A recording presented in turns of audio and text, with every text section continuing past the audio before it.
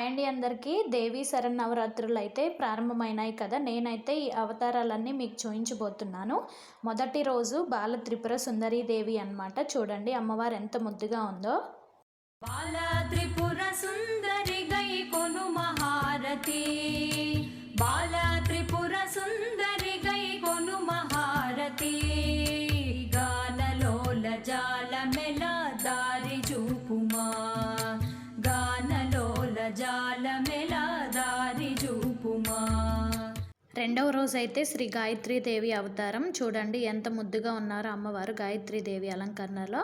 అలాగే మూడవ రోజు అన్నపూర్ణాదేవి. ఈరోజు అన్నం దానం చేస్తే మంచిదంటారు. తర్వాత నాలుగవ రోజు కాత్యాయని అమ్మవారు కత్తి పట్టుకొని ఎంత బాగున్నారో. ఐదవ రోజు శ్రీ మహాలక్ష్మీదేవి అమ్మవారు. అలాగే ఆరవ రోజు అయితే లలితా త్రిపుర సుందరీదేవి అమ్మవారు. ఏడవ రోజు శ్రీ మహాచండీదేవి అమ్మవారు. అలాగే ఎనిమిదవ రోజు అయితే సరస్వతీదేవి అండి. ఈరోజు పిల్లలకు అక్షరాభ్యాసం చేయిస్తే మంచిది. అలాగే తొమ్మిదవ రోజు దుర్గాదేవి అవతారం. 10వ రోజు మహిషాసుర మర్దినిగా అమ్మవారు రాక్షసుని సంహరించి అవతారం అన్నమాట. 11వ రోజు శ్రీ రాజరాజేశ్వరి దేవి అవతారం.